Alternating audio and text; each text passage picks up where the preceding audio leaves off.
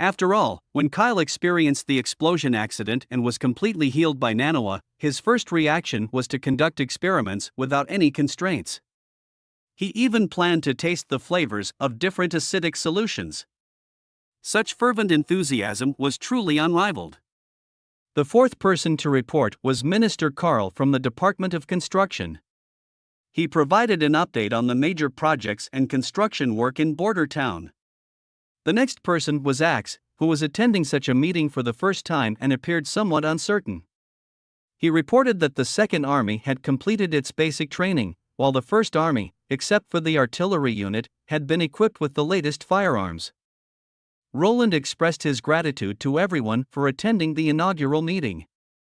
He expressed deep satisfaction with the progress and development of each department as presented in the reports. He also mentioned his intention to increase everyone's wage. Furthermore, he announced his plan to officially establish a city in this location after the end of this year's Month of the Demons. In other words, the small town would be upgraded to a true city. This grand city would stretch from the savage wilderness in the west to the Changji stronghold in the east and from the sea in the south. Its natural defenses would be formed by the surrounding mountains and treacherous terrain. The city's area would far surpass that of the capital and any other city in the four major kingdoms. He urged everyone to push forward with their tasks and work diligently, in order to welcome the establishment of the new city with even greater enthusiasm. He looked at each person in the meeting and said, word by word, "I hope that this city will remain warm as spring, even amidst the boundless winter." After the meeting, Roland asked Barav to stay behind for a private discussion. Barav expressed his concerns about the recent increase in expenses and the significant decrease in the treasury reserves of the city hall. There were only 2,000 gold left, which posed a serious risk. Roland took a sip of tea before responding, stating that next month when the Margaret merchant group arrived in the town, they could generate some income through trade. Additionally, once the sale of the hot air balloons was finalized, a substantial amount of income could be expected. Regarding the Department of Chemical Engineering, Barav expressed his dissatisfaction with Kyle's attitude toward Roland. However, Roland reassured him that it didn't bother him. He didn't need scientists to put on a show in front of him, he only expected them to shine and demonstrate their passion in their respective fields. After finishing his experiments for the day, Kyle returned home and took out a book, flipping directly to the last page. It was a neatly divided grid with around 100 squares. Each square in the top left corner had a small number, ranging from 1 to 118. Most of the squares were blank, except for a few in the middle that had symbols filled in. For example, square number 26 had the symbol for iron, and square number 29 had the symbol for copper. Kyle scratched his head and wondered how could the prince forget such important information. The Highness reassured him that these symbols followed a specific pattern and believed that Kyle could fill in the remaining squares on his own. Prince Roland mentioned that this principle can be found in intermediate chemistry. In order to uncover the truth of the world, Kyle must obtain this sacred text as soon as possible.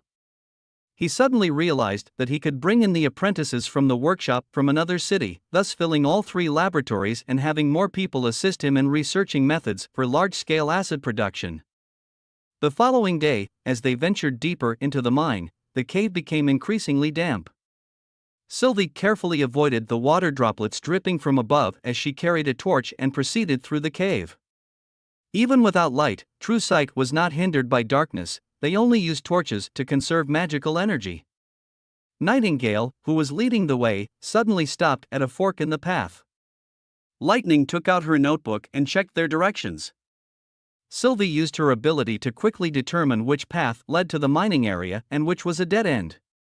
Once the task was completed, Nightingale circled back to the front of the group, leading them back the way they came. Sylvie noticed that Nightingale's ability seemed to be more than just invisibility. She could faintly sense the magic fluctuations caused by Nightingale's transformations but couldn't capture her form or movements. According to Lightning's description, Nightingale was the most powerful combat-oriented witch in the Witch Union. Perhaps that's why Prince Roland insisted on Nightingale joining the expedition. There are rumors that this mine used to be the lair of an ancient monster. Sylvie wasn't convinced. No creature could escape the detection of her magic eye. The exploration team consisted of 4 members: Sylvie, Nightingale, Lightning, and a young girl named Lucia. Whenever Sylvie discovered an ore, Lucia would transform it into various fragments and carefully store them in her pockets to be identified by the prince. Lightning was responsible for mapping the cave's terrain, and according to her proud remarks, no expedition would be complete without her. Her tone reminded Sylvie of the captain who temporarily stayed on Slumbering Isle. They soon arrived at cave number 23 and encountered 3 more forks in the path. Sylvie hesitated as she noticed there were 5 possible routes, with one seeming to loop back from below. Upon closer inspection, she realized that the narrow passage descended for a short while before turning sharply and heading directly toward the mining area. The group quickly reached the bottom, and Sylvie swiftly scanned the straight forks.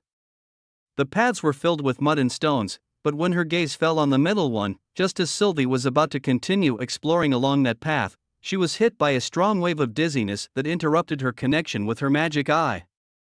Nightingale prepared to enter and investigate alone.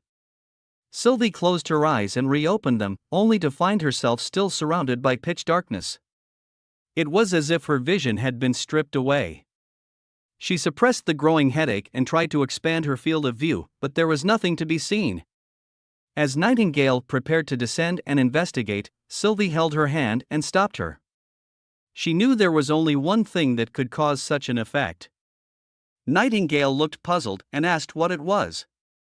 The Stone of God Punishment. Sylvie gritted her teeth and replied, "There is Stone of God Punishment underground, and it's capable of covering the entire area." Upon learning this information, Roland immediately mobilized the soldiers of the First Army to enter the North Slope mine. The final investigation confirmed Sylvie's speculation. The deep cave at the bottom of the mine contained a massive amount of the Stone of God Punishment. Once it was determined that there was no danger, Roland, accompanied by Carter, Anna, Nightingale and Lightning, entered cave number 23. He wanted to witness firsthand of the Stone of God Punishment. The entire cave was illuminated by the light emanating from these crystal-like stones. They rose from the ground, each with a height ranging from 20 to 30 meters, resembling towering neon towers that stood proudly before Roland's eyes. The staircase was not carved out by the soldiers, as Carter explained. He speculated that the staircase had existed for decades, while Anna said it's likely to be here for more than hundreds of years. Roland, accompanied by the knights and witches, walked straight to the edge of the Stone of God Punishment. It was only when standing at the base of the stone pillar that one could truly grasp the enormity of the stones. Roland also noticed that although the stone had the common crystal and prism shape, its surface lacked any crystalline patterns. Instead, it was smooth like a flat glass panel. Lightning was curious about the Stone of God Punishment, while Nightingale was repulsed by it. How she wished that such stones didn't exist in the world. Lightning asked Roland if she could take some as a trophy. Roland nodded, and Lightning swung the stone in her hand, forcefully striking one corner of the prism. However, it remained intact and undamaged. She then took out a dagger, but it couldn't even produce a single fragment. Nightingale tested it with her pistol, causing a few sparks to fly upon hitting the stone.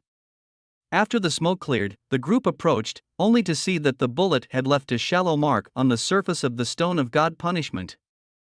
It was perplexing, as normally applying force would reduce it to powder. Anna, who had remained silent, suddenly spoke up, "Your Highness, do you remember the treasure map drawn by Ferlin?" Roland pondered for a moment. Anna explained it did not point to the North Slope mine, but rather to this place, this underground cave harboring a vast amount of the Stone of God Punishment. After returning to his office, Roland called for scroll and reproduced Ferlin's drawing on the Book of Enchantments. The pattern in the book was similar to what he remembered, and the southernmost point did indeed fall at the foot of the North Slope mountain.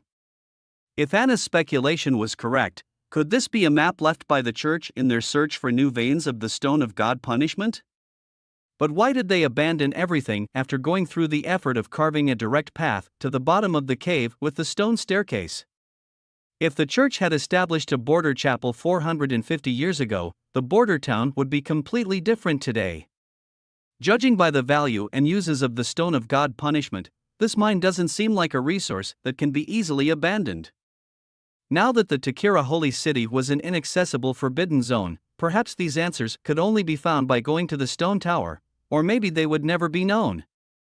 As night fell, Professor Scroll would hold lectures in the hall, unlike the noble academies in the big cities. The students who came to listen were all witches of the Witch Union. When it came to the recent tasks assigned by Prince Roland, Evelyn's eyes dimmed. The prince had yet to give her any real tasks, he would only occasionally ask her to taste his newly concocted baijiu. Evelyn rested her chin on the table, feeling disheartened. And His Highness's baijiu is becoming more and more undrinkable. She once suggested adding water or fruit juice to balance it out, but His Highness seems to only want to make the strongest alcohol. Candle couldn't find the right words to say either, and in this regard, she could sympathize with Evelyn. As she recalls, after arriving at Slumber Isle, most of their time was spent on mundane tasks. With the increasing abundance of fish oil resources, solidified candles became less essential, and drinking alcohol was strictly forbidden by Lady Tilly's orders. Candle recalled the tense early days on Slumber Isle when supplies were allocated based on abilities, which created a subtle sense of division and exclusion among the witches. Fortunately, Lady Tilly took good care of them. However, in the border town, such situations never occurred.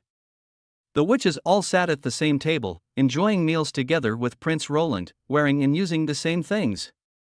Most importantly, regardless of their individual powers, they were treated equally. This was evident in their daily interactions. Although Candle had only been in the border town for a short 2 weeks, she had already deeply felt this sense of unity. As the witches settled down one by one, Scroll arrived. Today, there would be no lessons. Instead, a comprehensive test would be conducted to assess their knowledge. It had been 3 months since the witches began their studies, and His Highness deemed it necessary to evaluate their progress. All the questions were written on these sheets of paper, a total of 60. Total of 120 points.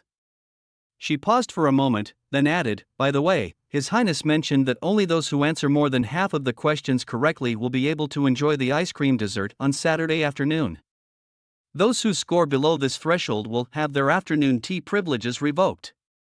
Candle heard a soft click behind her. She turned around to find Nightingale with a bewildered expression, holding a broken charcoal pencil that had fallen to the ground, split into 2 pieces. His Highness made a special announcement that the newly arrived witches from Slumbering Isle had the option to either participate in the test or take a day off. Regardless of their scores, they would be able to enjoy afternoon tea. Candle and Evelyn decided to stay and participate. Honey and Leanne, on the other hand, happily stood up, bowed to Scroll, and left the hall. Sylvie, feeling unwell, also bowed and left after them. The compiled summary sheet was handed to Roland by the Scroll. Lately, he had been puzzled by the new discoveries in the Northern Slope mining area, making it difficult for him to concentrate on his daily work. He decided to shift his focus to something more relaxing for the time being. "Oh, Nightingale actually passed the test?" Roland exclaimed in surprise. Scroll smiled and replied, "Nightingale's score is among the top, and she even got a perfect score in the language section." Roland clicked his tongue and said, "I thought this test would make her cut down on sweets." Before he could finish his sentence, he felt a sharp pinch on his shoulder. This time, all the members of the Witch Union scored above 60, which made him very pleased. Roland noticed that 2 witches from Slumbering Isle also participated in the test. Evelyn scored 5 points, while Candle scored 36. Candle must have had some foundation, and most of her points came from the language section. The individual qualities of the witches are truly astonishing, living up to the continuous enhancement brought by magic, both internally and externally. Witches from the border town are equally remarkable. Within just 3 months, individuals like Lily, Hummingbird, and Rem have gone from being illiterate to mastering the basics of reading and writing. This alone surpasses the abilities of most ordinary people. If everyone could completely set aside their biases and work together with the witches, pushing for social and cultural development, what kind of future would await them? Roland's heart was filled with curiosity. Lucia carefully took out the minerals from her bag, preparing to practice her abilities. Curiosity got the better of Ling, and she peeked her head out from the bed and interrupted Lucia. With a trembling hand, Lucia dropped the bag onto the floor. She turned around and lightly tapped her sister's head, urging her not to disturb and to focus on reading. Pouting, Ling complained that she didn't understand most of the words in the books. Lucia told her that's why she needed to read more, as literacy itself is a process that requires understanding and familiarity. The door creaked open suddenly, and Nightingale walked in. Ling happily ran over upon seeing Nightingale, while Lucia let out a sigh and collected all the metallic debris from the floor into her pouch. She realized that she might not be able to practice this afternoon. A strawberry-scented ice cream was handed to her by Nightingale. Nightingale proudly patted her chest, revealing that it was a reward she specifically requested from the prince. She also handed the ice cream to Ling. When Lucia found out that she only scored 68 points, she felt a bit down. Out of a total of 120 points, she had only answered a little over half correctly. Seeing Lucia's expression, Nightingale comforted her, saying that Lucia had only recently arrived to the border town and her scores already very impressive and that she could always ask her if she didn't understand something. Ling raised both hands and said she wanted to join too, mentioning her desire to work. Nightingale smiled and replied, "The minimum age to start working in the border town is 16 years old and above. Since Ling is only 10 years old, she can't work yet."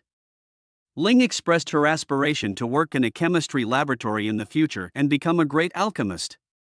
Nightingale shook her head and advised against Ling working in a laboratory, as it was too dangerous. She mentioned that the prince had warned that explosions could happen at any time. Nightingale recounted the incident involving Kyle's accident, which sent shivers down the sisters' spines.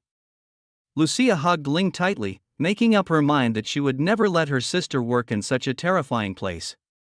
Nightingale suggested that Ling consider working in the city hall. The term civil servant was also coined by the prince. Suddenly, Ling broke free from Lucia's arms and curiously asked, "Sister Nightingale, do you like the prince?" Ling recalled that her mother said if a name is mentioned by a girl many times, it means that person is very important to that girl. Lucia's face stiffened at her sister's question. Goodness, how could she ask such a thing directly? It was incredibly impolite. In a panic, Lucia hurriedly covered Ling's mouth, intended to apologize. However, she was taken aback when Nightingale candidly replied, "Yes, I like the prince." Lucia brought the minerals to meet the prince, still echoing Nightingale's words in her ears. She couldn't help but be amazed by Nightingale's open attitude. It seemed impossible for a witch and a prince to be together. The lord of the border town appeared just as usual, with a slightly sleepy look, indicating that he had recently awakened from a nap. Leaning back in his chair, he seemed relaxed, his tone amiable, completely unlike other nobles who were usually stern. The prince frowned and carefully examined the minerals in his palm, one by one. He didn't recognize these minerals and planned to have Kyle identify them. He instructed Lucia to continue practicing her abilities in the backyard. However, just as Lucia was about to leave, Roland called her back. He praised Lucia for her performance on the test and expressed his hope that Ling would also participate with everyone next time. Lucia excitedly responded and bowed before leaving. As Roland watched the little girl depart with joy, he sighed while looking at the metallic particles on the table. He had been too naive, thinking that he could use Lucia's abilities to uncover the hidden mineral in the northern slope mine. However, reality made him realize the vast gap between mechanical engineering and geology.